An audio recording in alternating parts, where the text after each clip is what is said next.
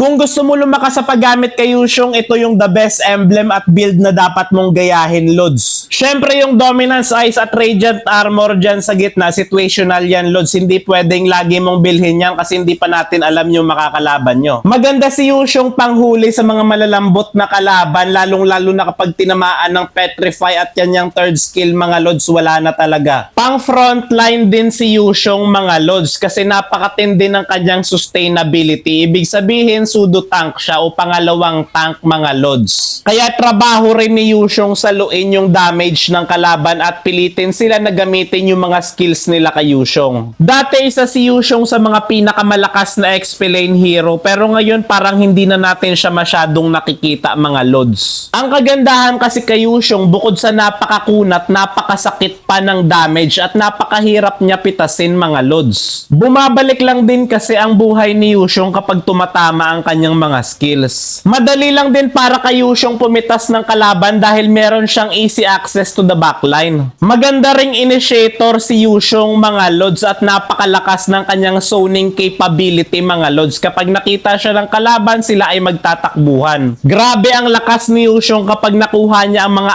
items na kailangan niya katulad ng War Axe, Dominance Eyes, at higit sa lahat, Hunter Strike.